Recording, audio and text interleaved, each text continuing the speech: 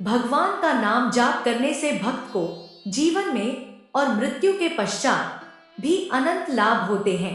कलयुग में भगवान नाम सुमिरन से ही भक्त भगवत प्राप्ति और मोक्ष प्राप्त करता है। जैसे अतिथियों को संतुष्ट करने के लिए विशेष भोजन पकाते हैं, जैसे शिशु को सुलाने के लिए माँ लोरी गाती है, वैसे ही भगवान को प्रसन्न करने के लिए नाम जाप एक श्रेष्ठ साधन है। भगवान का नाम जपने के लिए किसी विशेष स्थिति, स्थान या विशेष दिवस की अनिवार्यता नहीं है। भगवान नाम जाप तो कभी भी किया जा सकता है। सन्यासी अखंड नाम जाप करते हैं, जिसके अतुलनीय लाभ हैं, परंतु शेष समय में भी नाम सुमिरन करना श्रेष्ठ है। भक्ति स्वयं भगवान ही भक्त को प्राप्त करवाते हैं। भगवान की इच्छा के बिना किसी का नाम जाप करना संभव ही नहीं है। वैसे तो भगवान का नाम किसी भी समय, स्थिति, स्थान पर जाप कर सकते हैं। भगवान का नाम मुंह से जोर जोर से उच्चारण करने की आवश्यकता नहीं है, बल्कि भगवान का मन में ही जप करना चाहिए। मन में नाम जाप करने से मन की एकाग्रता में भी उन्नति होती है। एक बार की बात है, तुलसीदास जी नाम जाप कर रहे थे।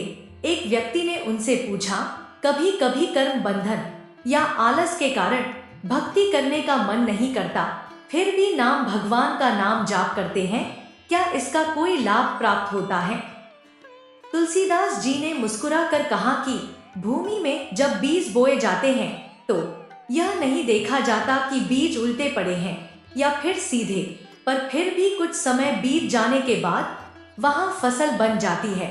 इसी प्रकार प्रभु के नाम का सिमरन कैसा भी किया जाए, उसके सिमरन का फल मनुष्य को अवश्य मिलता है।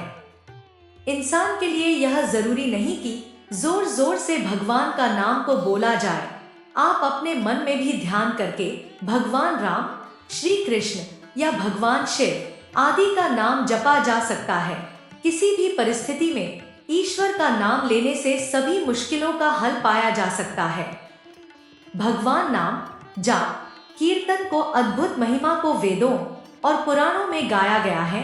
भगवान के स्वरूप को मन में विराजमान कर भगवान का ध्यान करने से और नाम जप करने से भक्त पंच महाभूत में विलीन हो जाता है और आध्यात्मिक शांति और आनंदमय अवस्था प्राप्त करता है। शास्त्रों की प्रतिज्ञा है, राम, कृष्ण, हरि या शिव के नाम जप कीर्तन करने से भक्त को अनंत फल प्राप्त होता है। कलयुग में भगवान का नाम जपने से सभी दुखों को समाप्त किया जा सकता है। इसी तरह भगवान के नाम का सुमिरन कैसे भी लिया जाए, इसका फल भक्त को अवश्य ही प्राप्त होता है। भगवान राम का नाम जपने से कलयुग में मोक्ष की प्राप्ति होती है। इस प्रकार जो मनुष्य हरि के नाम का उच्चारण करते हैं, वे उसके उच्चारण मात्र से मुक्त हो जाते हैं और इसमें कोई शंका नहीं। हरे कृष्ण कृष्ण कृष्ण हरे हरे, हरे राम राम राम हरे हरे, जो ऐसा सदा कहते हैं उन्हें कलयुग में कोई भी हानि नहीं पहुंचा सकता। हमारा यह जीवन कलयुग में शुरू हुआ है। पुराणों में कलयुग को महान कहा गया है, जहां सतयुग से लेकर कलयुग तक भगवान को प्राप्त होना आसान होता गया है। कलयुग कल्प का अंतिम युग है। इस कलयुग में भगवान का सिर्फ नाम जाप करने से ही भक्त जीवन और मरण के चक्र से मुक्त होकर परम आनंद मोक्षधाम को प्राप्त होता है। एक बार की बात है, राजा एवं उसका मंत्री अपने राज्य में घूम रहे थे तो उन्होंने वहां घूमते घूमते मार्ग में एक ब्राह्मण को भीख मांगते हुए देखा। तब राजा ने उसको देखकर अपने मंत्री से पूछा, यह क्या है और यह ऐसा क्यों कर रहा है? फिर राजा के मंत्री ने कहा, महाराज, मुझे लगता है कि यह ब्राह्मण अपना रास्ता भूल गया है। राजा ने कहा, तो इस पंडित को जल्दी से उसके अपने रास्ते पर लाओ। तब उसके मंत्री ने कहा कि यह अपने रास्ते पर आ जाएगा, पर उसके लिए इसको समय लगेगा। आप मुझे कृपया 3 महीने का समय दीजिए। तब उस राजा ने स्वीकृति दे दी। शाम को मंत्री ब्राह्मण के घर गया और ब्राह्मण से उसके भीख मांगने का कारण पूछा। ब्राह्मण के सब बताने पर मंत्री ने कहा कि कल से रोजाना आप ब्रह्म मुहूर्त में 4 बजे जाग जाए और मेरे लिए 2 घंटे हरे कृष्ण कृष्ण कृष्ण हरे हरे, हरे राम राम राम हरे हरे के नाम का जप करें। शाम को आपको एक स्वर्ण मुद्रा रोजाना आपके घर पहुंचा दी जाएगी। ब्राह्मण को यह सुनकर आश्चर्य हुआ और अपने मन ही मन यह सोच रहा था कि ऐसा करने में हर्ज ही क्या है। उसने जप करना स्वीकार किया। अगले दिन से उसने नाम का जाप करना शुरू कर दिया।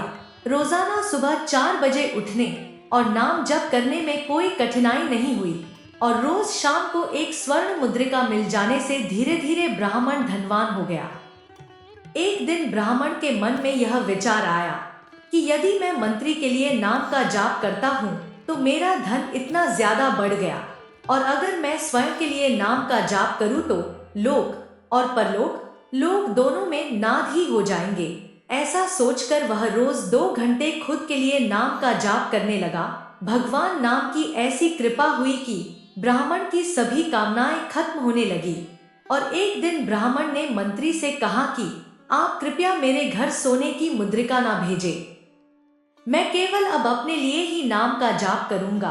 प्रभु नाम की उपासना ने मेरे विवेक और वैराग्य को इतना जागृत कर दिया है कि मैं प्रभु की भक्ति में बिल्कुल लीन हो गया हूँ।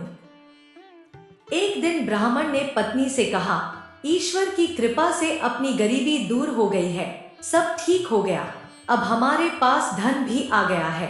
अब आप मुझे अनुमति दें तो मैं एकांत में रहकर भगवान के नाम का जाप साधना करना चाहता हूँ। पत्नी उसकी साध्वी थी तो उसने स्वीकृति दे दी। अब ब्राह्मण प्रभु के स्मरण में रंग गए। साधना फलने फूलने लगी।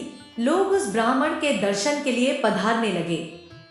अब यह बात धीरे धीरे बात राजा तक पहुंची तो राजा भी एक दिन मंत्री के साथ महात्मा के दर्शन करने पधारे। राजा ने उस ब्राह्मण से कहा कि मैं आपसे प्रार्थना करता हूँ, यदि आपको किसी भी चीज की जरूरत पड़े संकोच मत करना। ब्राह्मण मुस्कुराए और बोले कि हे राजन, आपके पास ऐसा कुछ भी नहीं है जिसकी मुझे जरूरत हो। मंत्री ने कहा, राजन आपने इनको पहचाना, यह वही ब्राह्मण है जो 3 महीने पहले अपने राज्य में भीख मांग रहे थे और अब प्रभु नाम के जाप ने एक भिखारी को क्या से क्या बना दिया। यह सुनकर राजा बहुत हैरान हुए। मंत्री ने राजा से कहा कि राजन, यह है प्रभु के नाम के जाप का प्रभाव जो एक सच्चे इंसान को क्या से क्या बना दे। यह है प्रभु के नाम के जाप की शक्ति। जय श्री राम। अगर आपको हमारी वीडियो अच्छी लगती है तो कृपया लाइक और कमेंट कर दिया कीजिए और चैनल को सब्सक्राइब करना मत भूलिए। हमेशा खुश रहो, भगवान आप पर कृपा बनाए रखे। जय श्री राम। जय हनुमान।